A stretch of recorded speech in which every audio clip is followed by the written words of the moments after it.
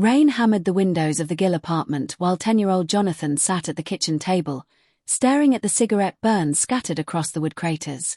The flat smelled of damp clothes, stale beer, and the scent of blood that never seemed to disappear after his father's rages.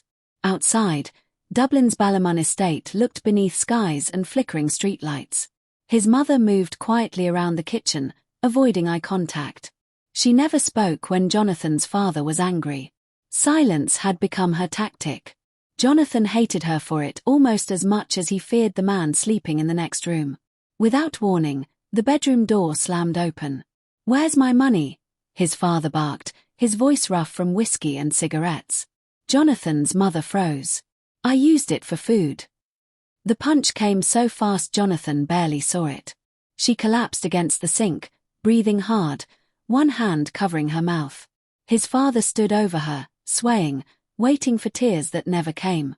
Jonathan felt something shift inside him then. Not sadness. Not fear. Humiliation. The next morning, he walked alone through narrow streets lined with graffiti and broken bottles. School offered no escape. His worn shoes and patched uniform made him a target for boys who sensed weakness the way stray dogs smelled meat.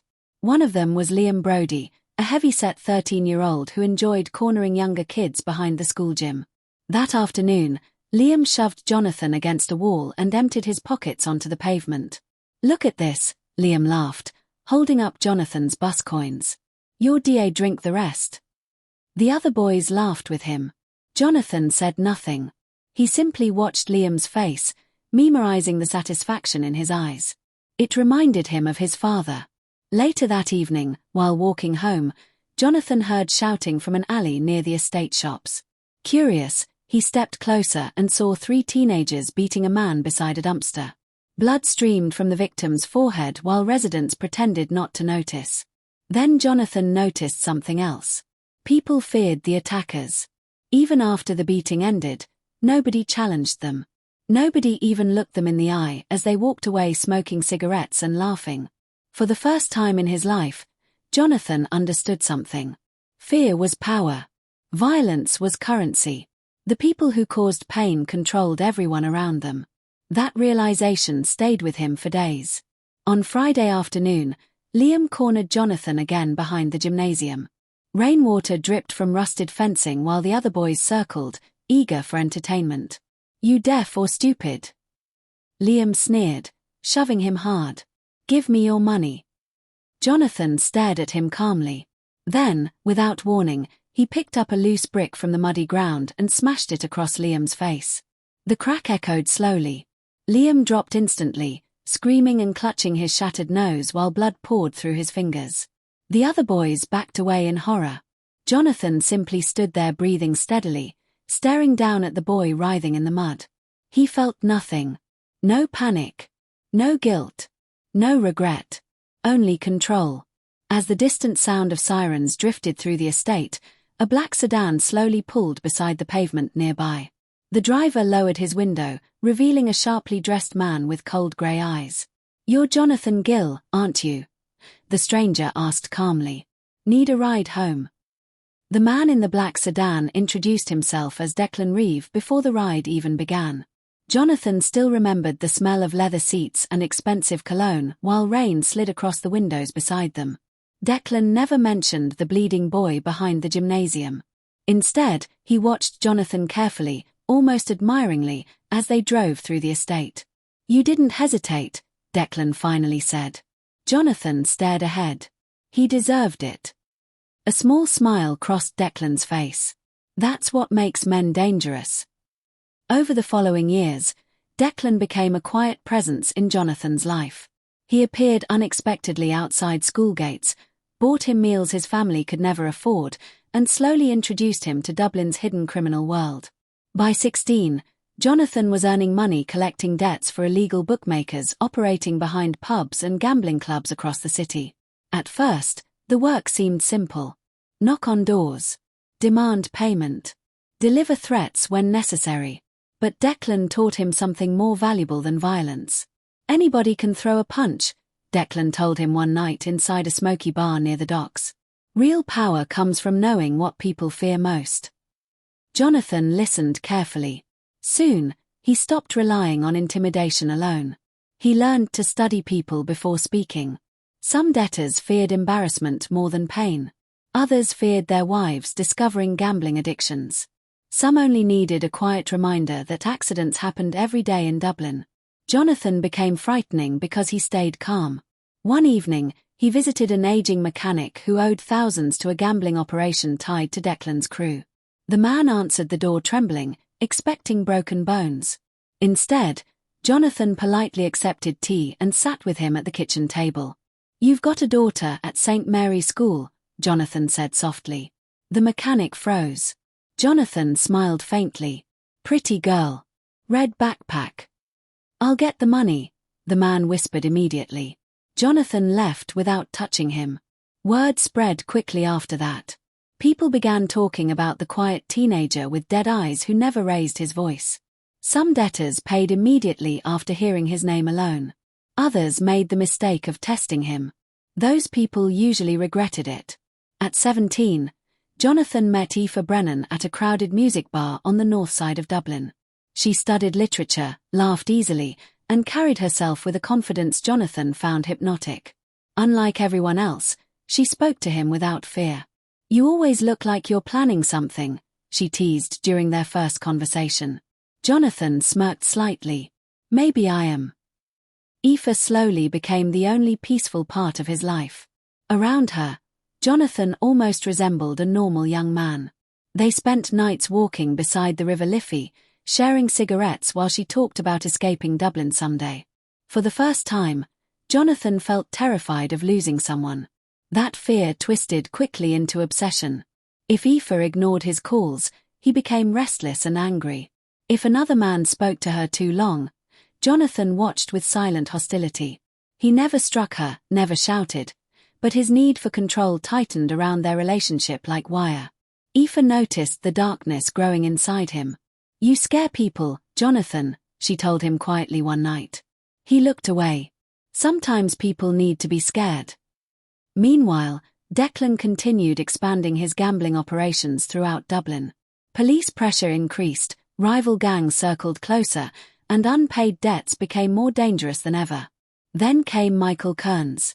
Kearns owed a large sum to Declan's organization and had ignored warnings for weeks. Declan sent Jonathan alone to collect the money from the man's apartment near Finglas. Neighbors later reported hearing shouting inside. But when police arrived the following morning, Kearns had vanished completely. His front door stood open. Furniture was overturned. Blood stained the kitchen floor. Jonathan calmly denied hurting him. Yet as rumors spread through Dublin's underworld, Declan Reeve began looking at Jonathan differently than before. And for the first time, even hardened gangsters started whispering Jonathan Gill's name with unease. Michael Kearns was never found. Some believed he had fled Dublin in fear. Others whispered darker things after fishermen reported seeing weighted bags dragged from the River Liffey weeks later. Jonathan denied involvement to everyone, including Declan Reeve, but the rumors only strengthened his reputation. In Dublin's underworld, fear mattered more than truth. By 23, Jonathan Gill had become one of Declan's most trusted operators. The organization evolved far beyond gambling collections. Cocaine shipments arrived hidden inside imported fruit crates moving through Dublin port. Nightclubs paid monthly protection fees to avoid smashed windows, arson attacks, or mysterious disappearances. Taxi companies, pubs, and small construction firms quietly laundered dirty money across the city. Jonathan stood at the center of it all. Unlike the older gangsters who ruled through loud threats and drunken violence, Jonathan preferred silence. He studied people carefully, learning their insecurities before exploiting them. Rivals often destroyed themselves without realizing Jonathan had manipulated events behind the scenes. One gang leader lost half his crew after anonymous rumors suggested he was cooperating with police. Another paranoid dealer murdered his own cousin over false information Jonathan deliberately leaked through nightclub bartenders. Declan watched the chaos unfold with admiration. "You think 3 moves ahead," he told Jonathan during a late-night meeting overlooking the docks. "That's rare." Jonathan lit a cigarette slowly. "People usually destroy themselves. You just need to guide them." Outside, thick smoke drifted across Dublin's industrial skyline while cargo containers moved endlessly through the freezing night. Meanwhile, newspapers began discussing an invisible figure operating behind the city's growing criminal economy. Journalists used different names at first: the broker, the gentleman, the collector. Eventually one headline stuck: Mr. Big controls Dublin's shadow empire. Jonathan secretly enjoyed it. His public image remained clean. He wore tailored suits, donated money to youth charities, and attended expensive social events beside businessmen who pretended not to know where his money came from. Photographers captured him smiling calmly outside restaurants while violence spread quietly through the streets behind him. But the success poisoned him. Jonathan trusted fewer people each month. He checked windows repeatedly before sleeping. He questioned minor changes in tone during conversations. If someone cancelled plans unexpectedly, he immediately suspected betrayal. Aoife noticed the transformation before anyone else. One rainy evening, she entered Jonathan's apartment while he showered and accidentally answered his ringing phone. A terrified voice exploded through the speaker. "Please tell him I'll pay," the man begged. "I swear to God, I never talked to police." The call disconnected instantly. When Jonathan emerged from the bathroom, Aoife stared at him differently. "Who was that?" she asked quietly. Jonathan dried his hands slowly. "Business." "What kind of business makes people sound terrified?" His expression hardened. Aoife stepped closer. "I heard about what happened to Darren Walsh." Jonathan said nothing. Darren had once been a friend of Aoife's brother before masked men shattered both his legs behind a nightclub. Rumors connected the attack directly to Jonathan's organization. "You ordered it, didn't you?" Aoife whispered. Jonathan avoided her eyes for the first time in months. He crossed a line. He was barely alive, Jonathan. He should have listened. The coldness in his voice frightened her more than shouting ever could. Their relationship deteriorated quickly afterward. Jonathan became controlling, constantly questioning where she went and who she met. Sometimes he parked outside her apartment for hours without telling her. Other nights he called repeatedly until she answered. Aoife began realizing the charming young man beside the river no longer existed. At the same time, Detective Sean Harlow entered the picture. Sean was only 30, ambitious but overlooked within Dublin's police force. While older detectives dismissed the city's gang violence as disconnected street crime, Sean noticed patterns linking nightclub attacks, disappearances, and financial transactions tied to Dublin port. Quietly, he began building files. Witnesses refused to speak openly, but Jonathan Gill's name surfaced repeatedly in frightened whispers. Then one morning, Sean arrived at his desk to find a thick brown envelope waiting beside his paperwork. No return address. No fingerprints. Inside were 6 photographs. Sean's stomach tightened immediately. The pictures showed Jonathan standing beside missing informant Michael Kearns only hours before Kearns disappeared forever. And in the final photograph, Jonathan was smiling directly at the camera. Sean Harlow spent days studying the photographs of Michael Kearns. Every detail disturbed him. Jonathan Gill looked completely relaxed standing beside the terrified informant outside a Fingler's apartment block shortly before Kearns vanished forever. More unsettling was the final image. Jonathan staring directly toward the hidden camera with an expression that almost seemed amused. Sean quietly reopened several cold investigations connected to Dublin's expanding criminal underworld. Each road eventually led back to Jonathan. But Jonathan himself had become distracted. The invitation to Belfast arrived through Declan Reeve during a private meeting above a crowded nightclub near Temple Bar. An international smuggling operation wanted access to Dublin port routes, and Declan needed Jonathan to negotiate terms personally. "Be careful with these people," Declan warned while pouring whiskey into crystal glasses. "They don't think like us." Jonathan smirked faintly. "Nobody does." 2 nights later, Jonathan checked into the Grand Central Hotel in Belfast beneath a false name. Rain lashed against the tall windows while politicians, businessmen, and criminals quietly filled the luxury bar downstairs. The city carried the tension of old violence buried beneath expensive suits.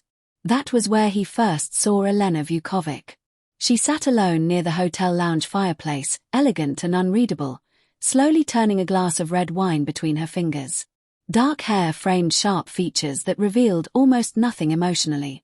When their eyes met briefly, Jonathan felt something unfamiliar. Curiosity.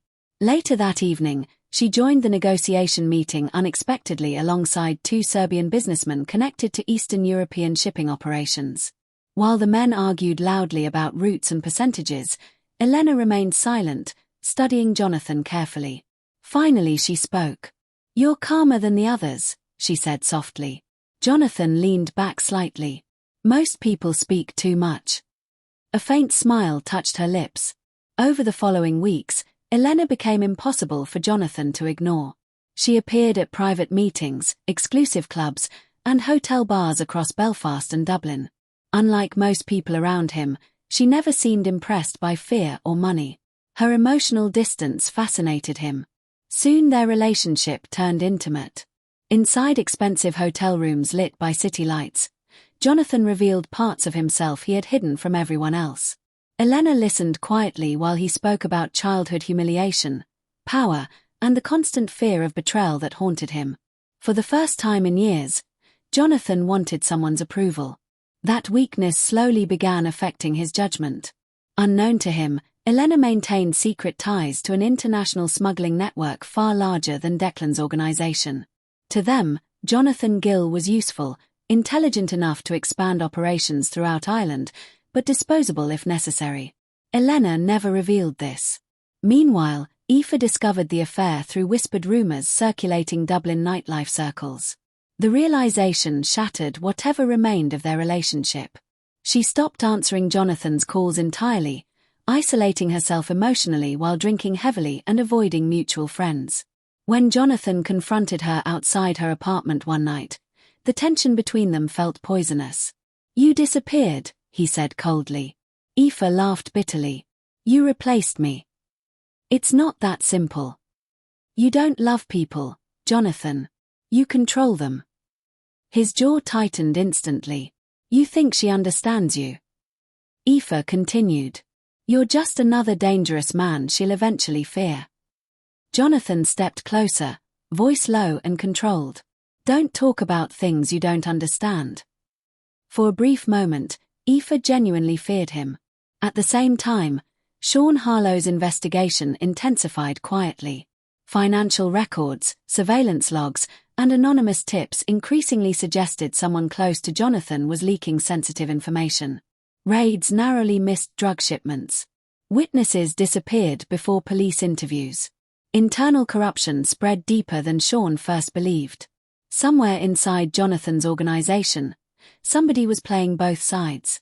Jonathan sensed it too. Late one evening in Belfast, after several drinks inside Elena's hotel suite, his paranoia finally surfaced openly. Rain hammered the balcony windows while Elena lay beside him listening silently. "I had a man killed last year," Jonathan admitted quietly, staring into the darkness. "Not because he betrayed me. Because I thought he might." Elena remained still. Jonathan exhaled slowly. "That's the problem with power. Eventually you stop knowing who deserves mercy." Hidden beneath folded clothes near the bedside table, a small recording device captured every word. The recording device remained hidden while Jonathan slept beside Elena in the Belfast hotel suite. By morning, he remembered little about the confession except the strange relief he felt after speaking openly. Elena watched him dress quietly, her expression unreadable as always. Somewhere deep inside, Jonathan sensed he was losing control of himself around her, but the feeling only drew him closer. Back in Dublin, tension within Declan Reeves' organization worsened rapidly. Drug profits exploded across the city, attracting rival crews eager to challenge Declan's control over nightclub protection rackets and port shipments. Violence spread through the streets almost weekly now, shootings outside pubs, burned vehicles abandoned near housing estates, bodies discovered along empty canal roads. Declan responded the old-fashioned way: louder threats, harsher punishments, public brutality. Jonathan saw weakness in it. "You make fear too visible," he warned during a private meeting above a casino in Drumcondra. "People obey longer when they're uncertain." Declan laughed dismissively. "You think too much." It was the last real conversation they ever had. 3 nights later, Declan attended a crowded nightclub opening near Dublin's Docklands, surrounded by armed associates and political contacts. Music thundered through flashing lights while champagne flowed across private booths upstairs. At 1:17 a.m., masked gunmen entered through the rear service corridor. The shooting lasted less than 40 seconds. By the time police arrived, Declan Reeve was dead alongside 4 bodyguards. Witnesses described terrifying precision. No panic, no wasted bullets, no robbery attempt. The killers vanished before security even understood what happened. Rumours exploded instantly across Dublin's underworld. Some blamed a rival gang from Limerick. Others suspected foreign traffickers moving into Ireland's drug trade. But many quietly believed something darker. Jonathan Gill had arranged the assassination himself. Jonathan denied it calmly to everyone who asked. Publicly, he mourned Declan like a father figure, attending the funeral in a black tailored suit while television cameras captured his solemn expression beside grieving relatives. Privately, however, Jonathan moved quickly. Within weeks, Declan's operations belonged entirely to him. The transition happened with frightening ease. Anyone who resisted suddenly faced tax investigations, missing shipments, police raids, or violent attacks against loved ones. Jonathan rarely gave direct orders anymore. He manipulated people emotionally until they destroyed themselves voluntarily. Loyalty became his most valuable weapon. He kept detailed secrets on politicians, nightclub owners, police officers, and businessmen connected to his empire. Affairs, gambling addictions, hidden debts. Jonathan collected weaknesses the way others collected money. Soon, powerful people feared disappointing him more than breaking the law. The media became fascinated by him despite lacking hard evidence. Newspapers described an invisible criminal mastermind controlling Ireland's expanding underworld from behind luxury hotels and waterfront restaurants. Television panels debated whether Mr. Big truly existed or was merely an urban myth created by gang hysteria. Jonathan secretly enjoyed every headline. His public image became strangely glamorous. Expensive watches, charity galas, quiet donations to struggling communities. Women photographed beside him outside exclusive clubs. To outsiders, he resembled a successful businessman rather than a violent criminal. Only those closest to him saw the truth underneath. Paranoia consumed him daily now. He changed phones constantly, trusted almost nobody, and installed cameras throughout his penthouse apartment. Sometimes he woke in the middle of the night convinced someone had entered the room. Other nights he drove aimlessly through Dublin for hours checking whether he was being followed. Elena remained the only person capable of calming him. "You're becoming afraid of shadows," she warned gently one evening. Jonathan poured whiskey into a glass with shaking hands. "Paranoia keeps people alive." "No," Elena replied quietly. "Sometimes it destroys them first." Meanwhile, Detective Sean Harlow watched his investigation collapse piece by piece. Witnesses suddenly refused interviews after initially agreeing to cooperate. Confidential files disappeared from locked offices. One potential informant died from an apparent overdose only hours before meeting Sean privately. Even judges seemed reluctant to approve warrants involving Jonathan's associates. Someone powerful was protecting him. Then the threats began. Sean found his apartment door slightly open one night despite knowing he locked it. Nothing inside was stolen, but photographs of his family had been rearranged carefully across the kitchen table. Another time, a stranger approached him outside police headquarters and whispered, "Stop digging before you disappear too." Still, Sean refused to back away. Late one evening, while reviewing financial records alone inside his office, he finally uncovered something devastating buried inside old departmental communications. For nearly 6 years, somebody within Dublin's police force had secretly leaked operational information directly to Jonathan Gill's organization. And the evidence suggested the corruption reached far higher than Sean ever imagined. The discovery inside the police files changed everything for Sean Harlow. For years, someone within Dublin's law enforcement had quietly protected Jonathan Gill's empire from collapse. Raids failed before they began. Witnesses disappeared.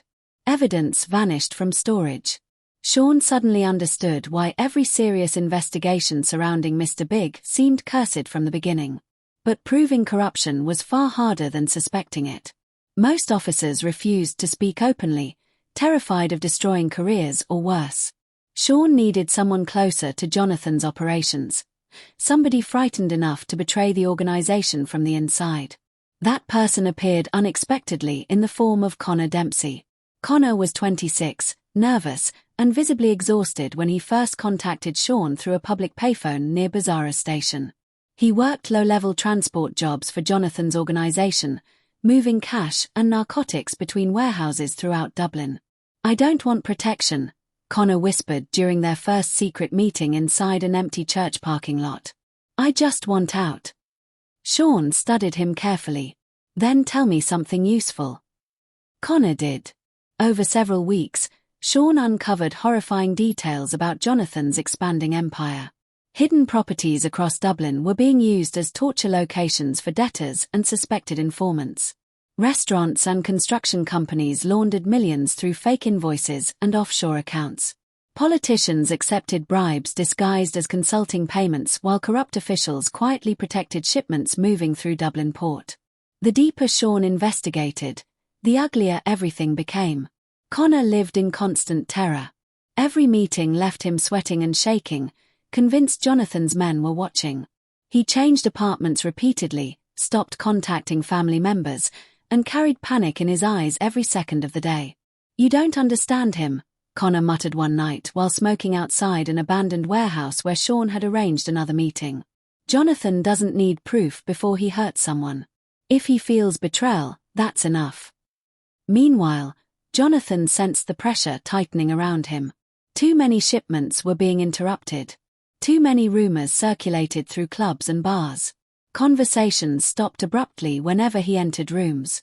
Even loyal associates avoided eye contact lately. Paranoia spread through him like infection.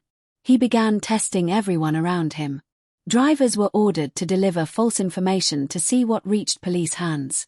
Associates disappeared for questioning after minor mistakes. One nightclub manager vanished entirely after Jonathan accused him of discussing finances with outsiders. Nobody asked where the man went. Fear kept the empire functioning, but now fear was turning inward. Elena noticed the change immediately. "You're hunting ghosts again," she warned quietly during dinner at a luxury hotel restaurant. Jonathan stared across the table coldly. "Some ghosts are real. You trust nobody. That's why I'm alive." But privately, Jonathan had started suspecting even her. Small details bothered him now: unanswered phone calls, mysterious business trips, moments where Elena seemed emotionally distant. He never confronted her directly, yet the suspicion poisoned every interaction between them. Aoife Brennan returned to Dublin during this chaos after years abroad. Sean first met her in a quiet cafe near Trinity College after receiving an anonymous message requesting contact. She looked older, emotionally drained, but determined. "You're investigating Jonathan," she said carefully. Sean nodded. "You know him?" A bitter smile crossed her face. "Not anymore." Aoife described Jonathan's psychological decline in disturbing detail. His obsessive need for control. His emotional manipulation. The sleepless paranoia and unpredictable mood swings hidden beneath his polished public image. "He's getting worse," she warned. "When Jonathan feels abandoned, people get hurt." Sean listened closely. "Do you think he's capable of murder?" Aoife looked away toward the rain-covered streets outside. "I think Jonathan stopped separating fear from love a long time ago." Meanwhile, Connor finally agreed to testify formally against Jonathan's organization in exchange for witness protection. Sean arranged transportation personally, knowing corruption inside the police force made secrecy critical.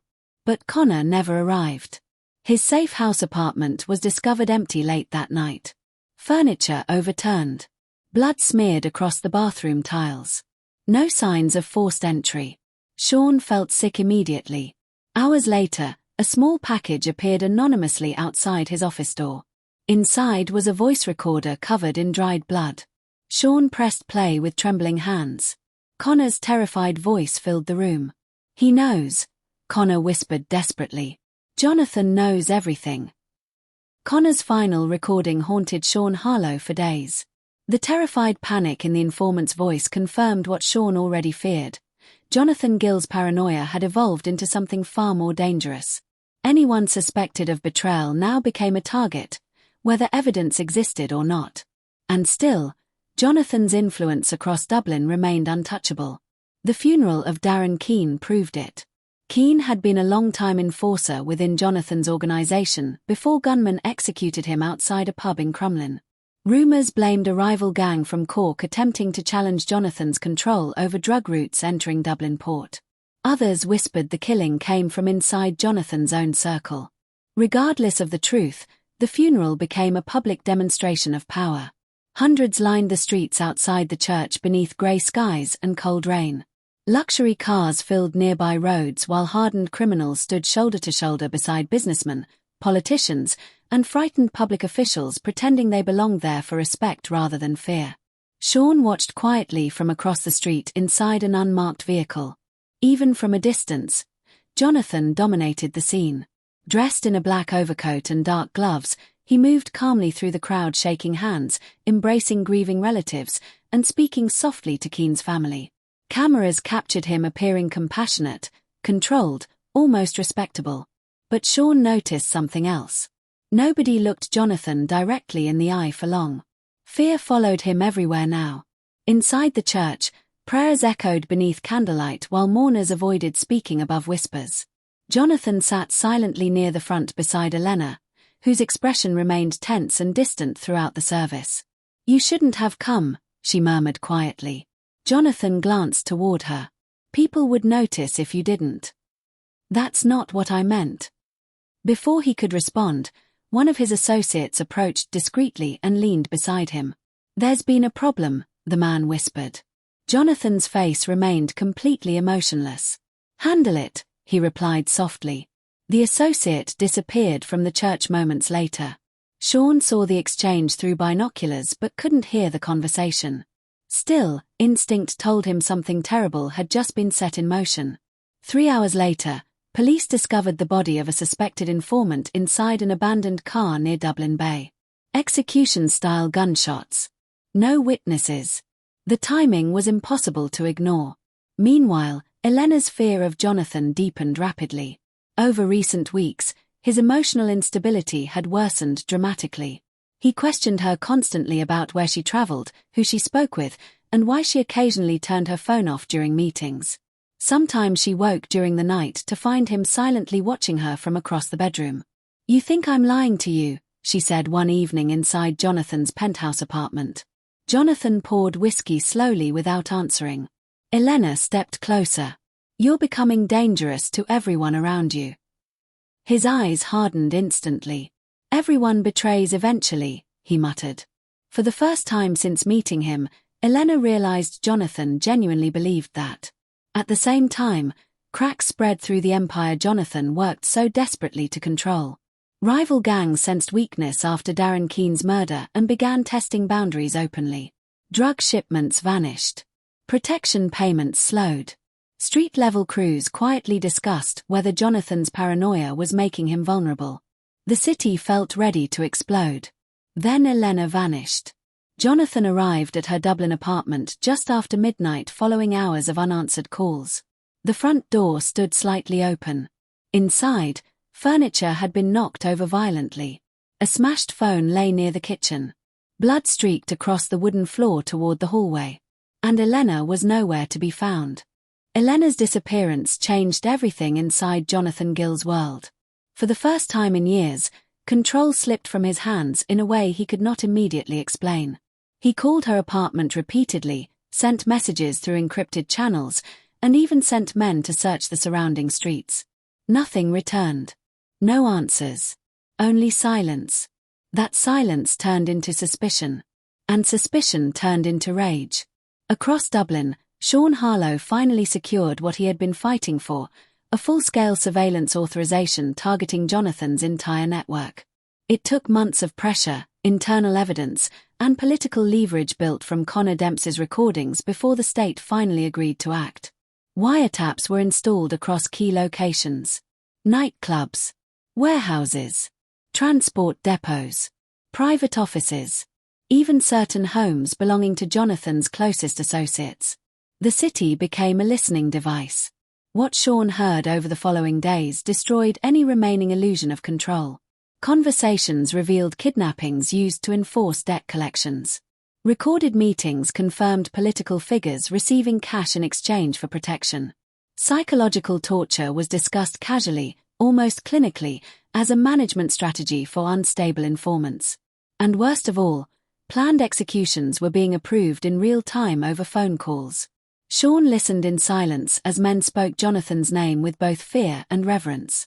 But Jonathan was no longer operating cleanly. Something had shifted inside him. Without Elena, his paranoia became uncontrollable. He stopped sleeping properly, often staying awake for days pacing through his penthouse apartment overlooking the Liffey. Security cameras were repositioned constantly. Guards were dismissed and rehired within hours based on minor suspicions. One night, he accused a longtime driver of looking at him wrong. The man was gone by morning.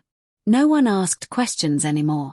Even Declan's old associates, now under Jonathan's full control, began speaking cautiously behind closed doors. Loyalty was no longer enough. Perfection was required. Any hesitation became proof of betrayal. Jonathan's empire started to fracture from within. Meanwhile, Aoife Brennan made a decision she had avoided for years. She requested a meeting with Jonathan. It took place inside a quiet riverside restaurant after hours, the same kind of place they once visited when their relationship still felt human. Jonathan arrived alone, dressed in black, his expression unreadable but exhausted. "You look worse," Aoife said softly. "I've been busy," Jonathan replied. Aoife studied him carefully. "People are disappearing again. They were never safe around traitors. You're not thinking clearly anymore." For a moment, something flickered in Jonathan's expression. Not anger, but something closer to grief. "I didn't want this," he said quietly. Aoife leaned forward. "Then stop it. Turn yourself in.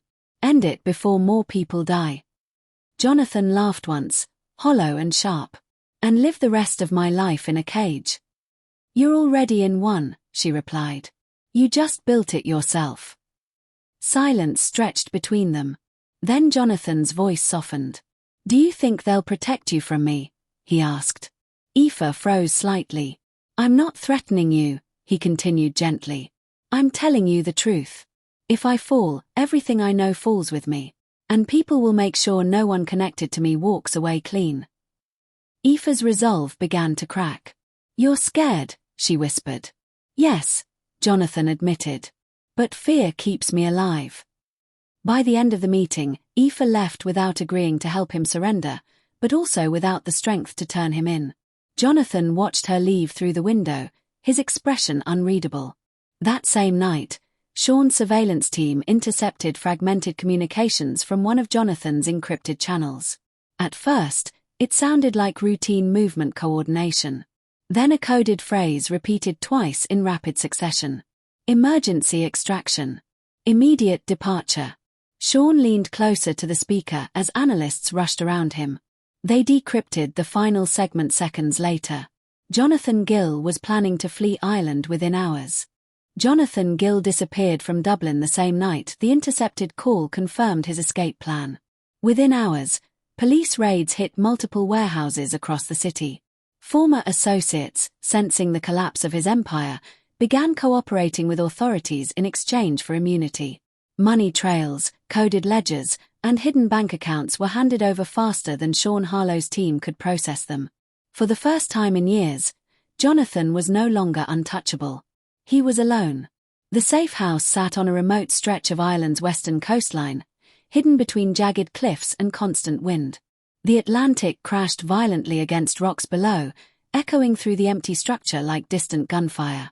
Inside, Jonathan paced endlessly. No guards.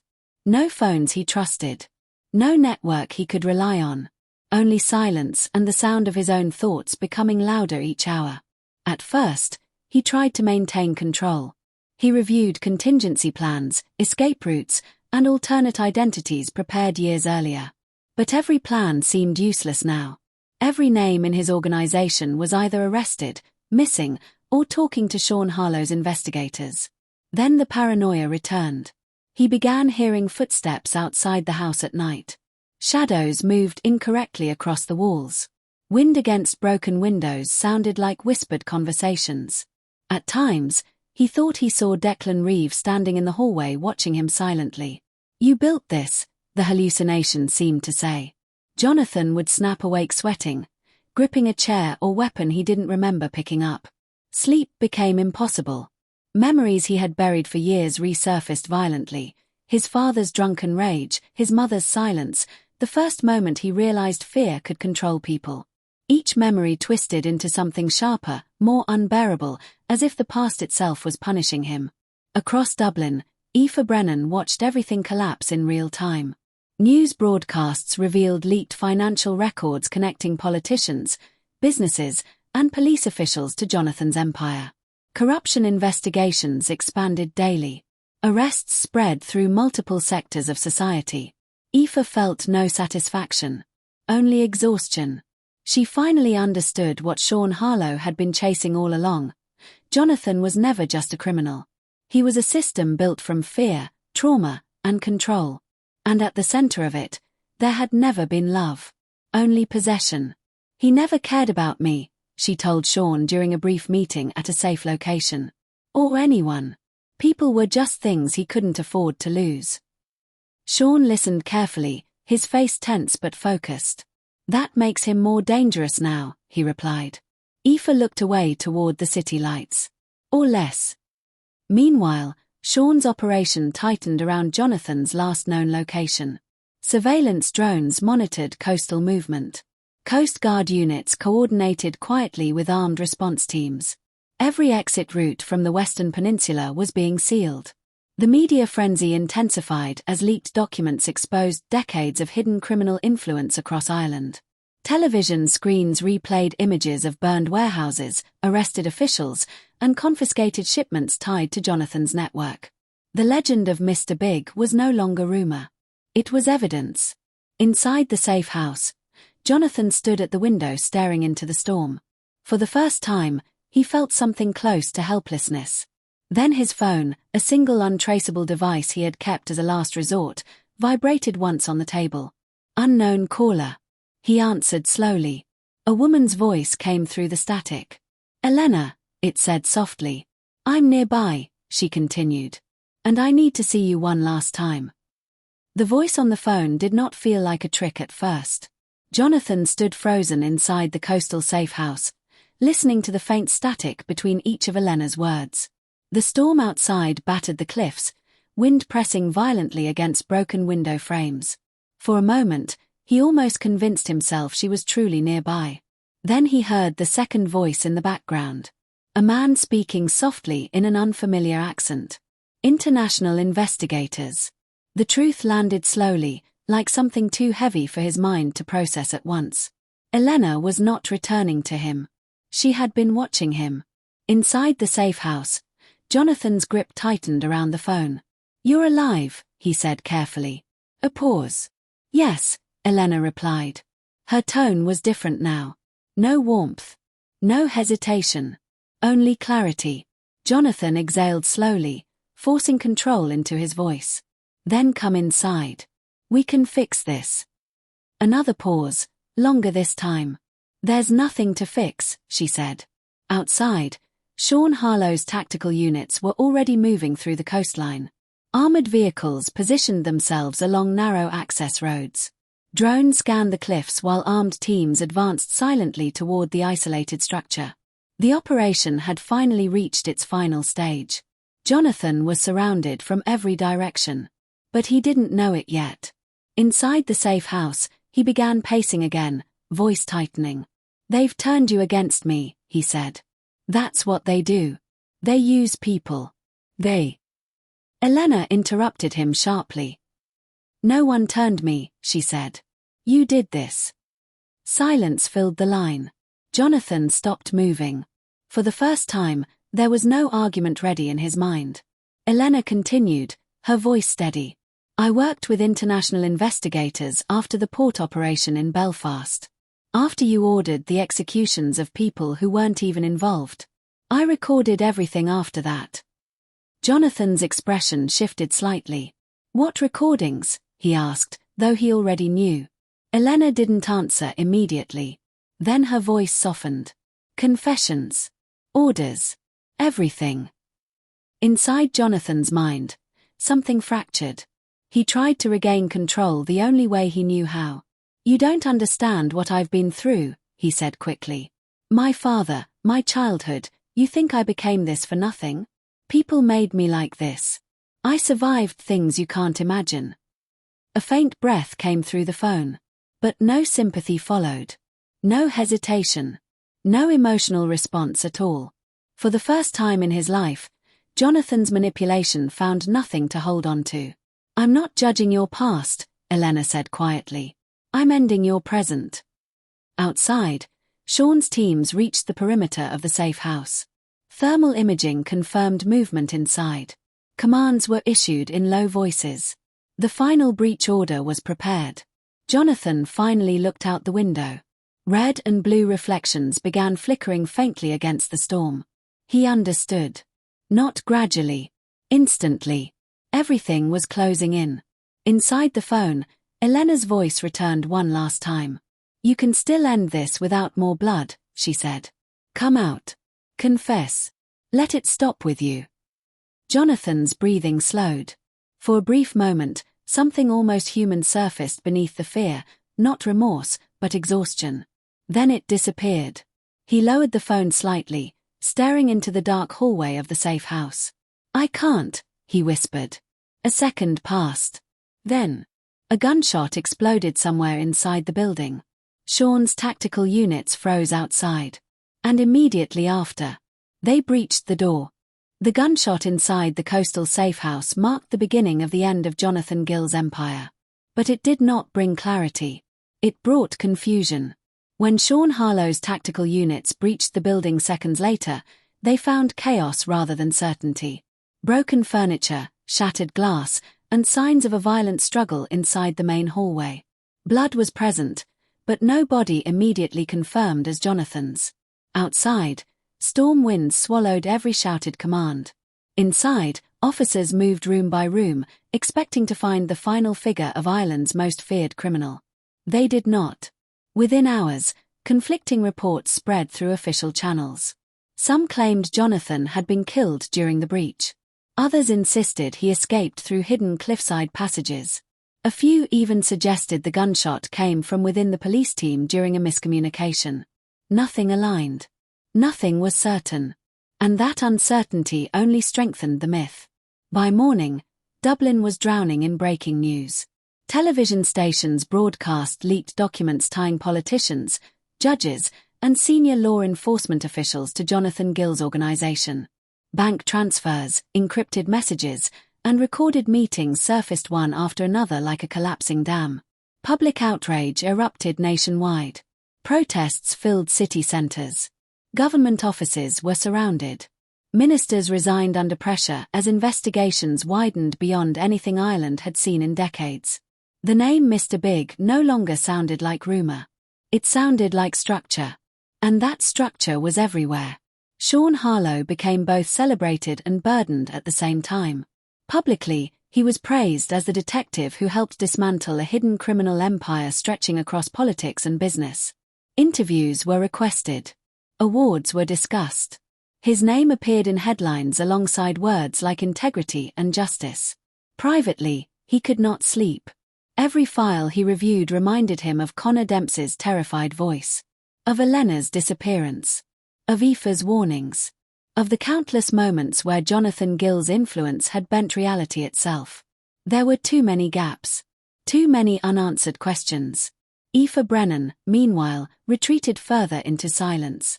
She watched the world reshape Jonathan into something larger than a man, a symbol, a cautionary tale, a name used to explain corruption and fear. But she remembered the version of him that once walked beside the river, speaking softly about escape and control. She wondered when exactly he stopped being human. Or if he ever truly was. I should have left sooner, she whispered once to Sean during a brief meeting. Before he became this. Sean didn't respond. Because he wasn't sure that would have changed anything. Weeks turned into months.